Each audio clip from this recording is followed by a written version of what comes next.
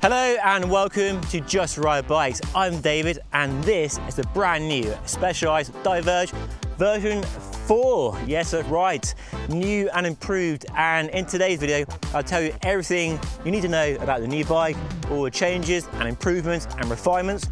Go for a ride and see how it performs and handles. Share some likes and dislikes about the bike I've discovered over the last few days. And try and keep up with some guy called Peter Sagan. Apparently, he's quite good on a bike, I'm told. Anyway, we'll find out. And if you're wondering where I'm filming right now, I'm in Slovenia for the launch of the new bike, and that is the countryside I'm going to explore over the next couple of days on this bike. Never been here before, it's my very first time and really excited to see what the country has to offer. A small country of just 2 million people, but one, as we know, has produced some outstanding cyclists over the last few years. But we're not going to do road riding, we're doing gravel on the Diverge 4, and we have all that playground to put a new bike through its paces. So let's dive in, have a look around the bike, and then we'll hit the trail. Visually, the new bike looks the same as the old bike, really, doesn't it? Which is no bad thing. I think it's a good looking bike. The narrow fork blades, that big chunky down tube, the bash guard down there as well, the dropped rear stays, that slightly curving top tube, and a regular external seat clamp and bottom bracket with a round seat post. And a defining feature of the Diverge, as on the Roubaix, is a future shock. They've been refining this for many, many years, and this new bike gets version 3.3 on the top end models, as first debuted on the Roubaix SL8 I rode last year. This is a low level model with no adjustment, but has hydraulic damping, so it's nice and controlled over the bumps. And there are 3 springs you can tune for different rider weights, and higher up the range you get a dial on the top to lock it out if you need that adjustment of the future shock. And it's all about providing a smoother ride, so you ride in more comfort and less fatigue, and your upper body isn't as battered as it would be on a rigid carbon fibre gravel bike. And then out back we have a new Tyre carbon fibre seat post that can flex a claimed 18mm fore and aft, and the amount of flex will depend on how much seat post you have extended, of course, and how much weight you're carrying as well. But when you're riding along, you can feel and see the seat post bending back and forth. It does work, and that seat post does a good job to keep up with the compliance on offer from the future shock and delivers a cohesive package, so you are well isolated from the bumps and shocks and vibrations through the saddle and through the handlebar as well. And really, it's a system, a bike, a platform, whatever you want to call it, that you buy into or you don't. But if you want maximum comfort without going to a suspension stem or a suspension fork or massive tyres, it's definitely the way to go. And there aren't really many bikes that kind of rival it. You buy a Topstone from Cannondale with a lefty suspension fork, the new Canyon Grizzle or Grail with a DT Swiss suspension fork, but they're adding more weight and complexity compared to the simplicity, relatively speaking, of the future shock. And it's easy to see why Specialized was stuck with the future shock and the sort of Diverge blueprint and haven't altered it too much, because it still works. It worked back in 2021 when I reviewed the last edition, and the new bike still works. I think it's still an interesting and relevant choice in the gravel bike market right now. The other big change on the bike is tyre clearance. Tyre clearance is the name of the game with new gravel bikes these days, with tyres getting wider and wider.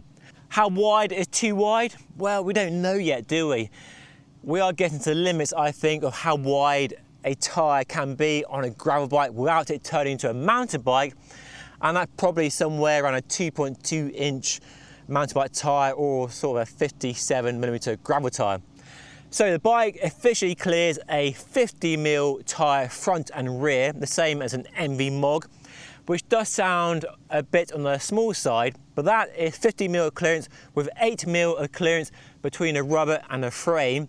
So you go up to 54 with 4mm clearance, and you're looking at 2.2 inch mountain bike tyre compatibility. And that 54mm of clearance with 4mm space between the rubber and the frame Makes it the same as the new Canyon Grizzle and a few other bikes that are really pushing out towards the limits of where sort of gravel bikes are going right now. Some people I know in the comment section will be asking for more, like 57, like the Argon 18 or the Allied Able, but Specialized are happy that 50mm or 54 is right for the bike and for the people buying this bike as well. So bikes will be spec'd with a 45, this is a 50, and there's loads of space between the tyre and the fork and the rear stays.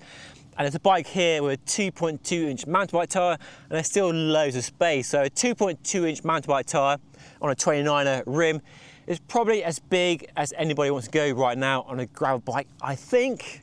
But let me know if I'm wrong.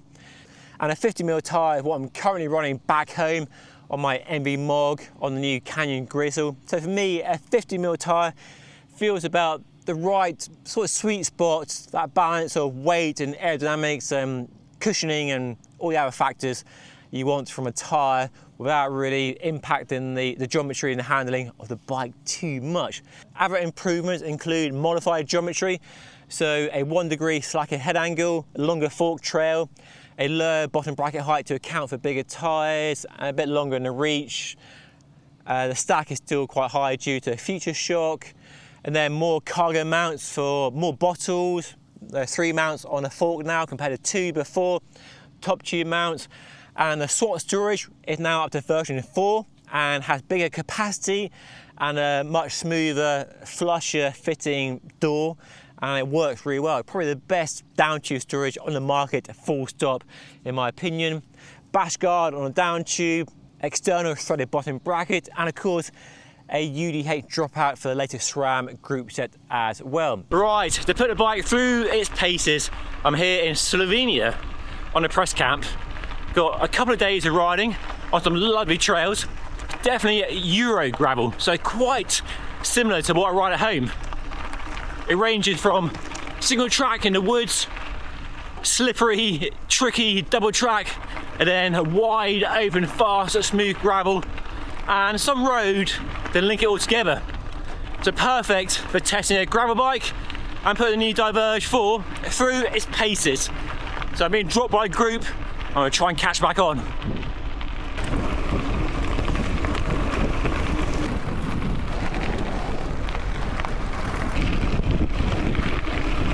I've always liked the Diverge platform. Last rode it in 2021, and this new bike feels very similar. The bigger tyres give it a lot more comfort and definitely more control on the slipperier, rougher trails. The future shock feels pretty much the same actually. It's the same as on the Roubaix SL8 I rode in Portugal last year. And the geometry gives the bike a very, very stable, very planted. It's definitely at the super relaxed end of the spectrum.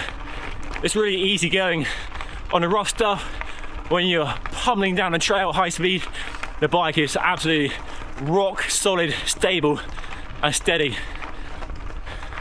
It's definitely not slow either. It's not pitched as a race bike, but we were smashing along yesterday with Daniel Loss on the front, and it can truck along at a good speed, and it holds the speed well.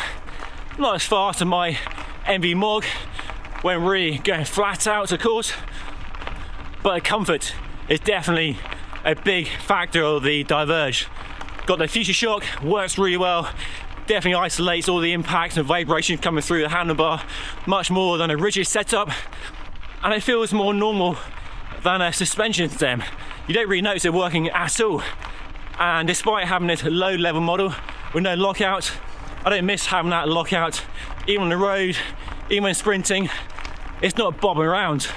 I'm quite a light rider as well, and I have the default setting, the middle of 3 springs you can opt for, so you can go firmer and increase the preload if you want a stiffer, less reactive setup. But it's nice having that suppleness for when you're riding along sort of medium-sized gravel. And a new Tyre seat post which delivers 18mm of max deflection, and you really can feel it working, flexing underneath your bottom. So comfort of the bike is, yeah, really good.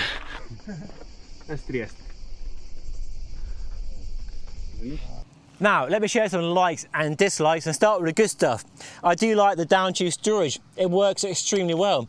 Massive capacity for all your spare tubes, jackets and food, and it just works really well. It's very seamless, very flush fitting, and arguably the best system on the market right now. I like the fact we have a round seat post, external seat clamp, external bottom bracket, all the mounts for mud guards and extra racks and bottle cages as well. We now have a UDH dropout for the latest SRAM group set.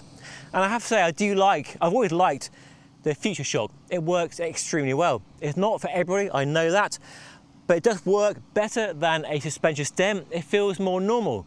You don't really notice it working at all, but you notice the lack of impact through the handlebars and your arms, and it's lighter than a suspension fork and looks better than a suspension fork as well. And I do like the build on their bike, a lower level model with a really nice carbon handlebar, overlights on the tops. These Tracer 50mm wide tyres are fantastic. Super fast on the hard stuff, grippy in the loose, a really nice tyre. And a new SRAM Rival Explorer group set works a treat. Amazing ergonomics, all the range you need from a 1046 cassette, and it's bomb-proof and reliable, and the brakes are super powerful. And I've got to say, I love this colour as well. But there are a few dislikes too. There's no aero shaping to speak of, which is all the rage in the gravel scene right now. And external routing does look a bit old-fashioned compared to internal routing. And there's the extra weight and complexity of the Future Shock. Although Specialized have been working on this and refining it for many years, and it should now be a reliable, proven system. And the fact that Specialized have doubled down on the new Diverge with the Future Shock shows they're not willing to abandon it just yet. So spares and replacements in the future shouldn't be an issue either. And the other dislike is only the top end models get the adjustment on the top. I don't miss it on this low level model because I'm quite happy having it working all the time, but some people will want it even on the lower level models, so that's a real shame. And the tyre clearance, some people may expect more tyre clearance than officially a 50mm wide tyre. So have Specialized been too conservative, played too safe with a tyre clearance on their bike, and could they have gone even bolder and gone to 57 like the Argon 18 or the Allied Able and made it a real future-proof bike to allow you to fit any tyre you want for a bike not designed for racing but for adventuring, bike packing and gravel exploring. Kind of funny just crossing the border into Italy for a few kilometres and then back into Slovenia. Didn't even notice the border either, no passport needed.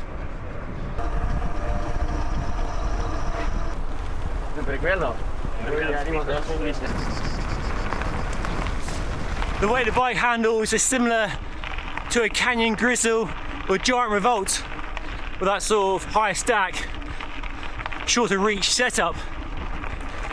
Doesn't feel as sort of rapid and aero and racy as a MV Morg or a BMC Cayuse, but it's not a race bike.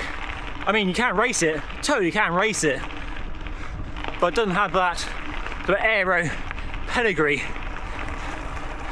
But right here, right now, I'm not missing that lack of aero, definitely not holding me back, and that the smoothness, compliance, does help you carry speed over the rough stuff compared to those aero bikes which do get bounced around a lot. And it's nice having a regular round handlebar. This one's slightly ovalized on the tops and flared and drops, and a lovely shape. And the benefit is, of course, you can swap to a longer, shorter stem or a different handlebar. Put an aero handlebar on if you want, but the cables, or the brake hoses anyway, will always be exposed.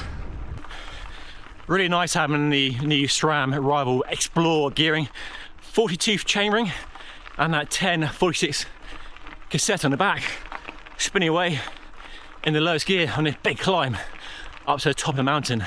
How's the ride? Very nice. Enjoy it? Had fun. Yeah. What do you think of the bike? Very stable, very confidence boosting. Yeah. A bit of a mountain bike feel on some of the trails. I thought. Definitely, yeah. And you were quick at the end. Yeah, I tried. I tried to get to your wheel and then take over and then try to get in the front, but that was way too far. They were gone. They were flat out, weren't they? Full gas. But... They fucking killed me. Well, yeah, thanks for the ride. No worries, man. Do you enjoy the ride? Yeah, of course. Good ride, good weather. Is it your first time here, or have you been here before? Yeah. First time here in Slovenia. Is it similar? And you? First time, yeah. First time. First time too. I like it. Okay. Very nice. I know that you have been in Portugal too. Yes, I've been in Portugal. Yeah, many times actually. Yeah, Portugal is for the Roubaix. one day I'll move. You like it? I love it. Yes, I love Portugal. Okay. One day I'll move there. I'll retire there because the weather's fantastic and the food's good. The people are lovely. Okay. What do you think of the bike, the new Diverge? Do you like the bike? Are you indifferent? Yes. Well, I think it's very similar to The previous one. To the previous one, Yeah. which is good, Yeah. I think, because the previous one are very good Yeah. and complete. So I think they just make a few improves, and I think I like the bike. Okay, because I like the previous. Oh, yes, yeah. There is the SWAT, the tire clears, the future shock. So it's a very complete bike, and the handling is for me it's very similar too. I don't know what you think. Yeah, no, it's the same but slightly better. It's similar, but slightly improved in Yes. a few places. So not a drastic change. So yeah, nice update.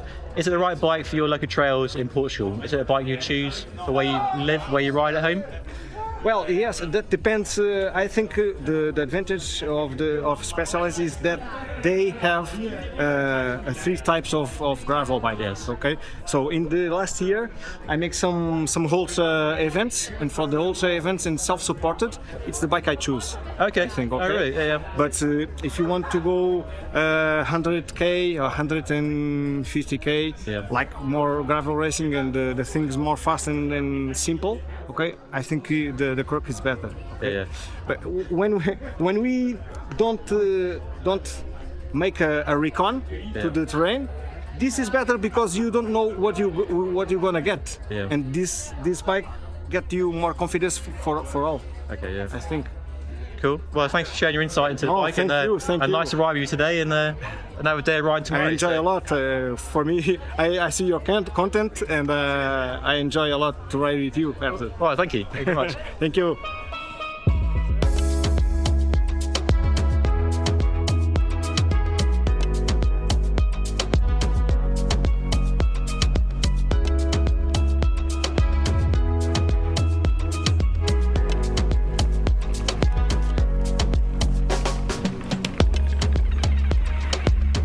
I went into Specialized launch expecting either an aero-focused gravel racer or perhaps a new crux, so seeing just a mildly updated Diverge felt a bit underwhelming at first. That said, the Diverge has long been a good choice for comfort-seeking riders who care more about distance and adventure than outright speed. The new version retains the same proven DNA, but brings useful refinements across the board. Whether the change go far enough, particularly around tyre clearance, is debatable. Personally, I'd have loved to see Specialized take a bolder step towards positioning the Diverge as the ultimate ultra distance and bike packing race machine, where comfort and versatility matter far more than aerodynamics. Future shock remains a defining feature. While it does limit internal routing and aero gains, I think it still offers exceptional comfort, more than simply running a bigger tyre, which some may argue. In my experience, it genuinely enhances long distance ride comfort in a way few bikes can match. So for riders chasing maximum comfort and versatility on long days out or ultra distance events, the Diverge continues to be a very compelling choice indeed.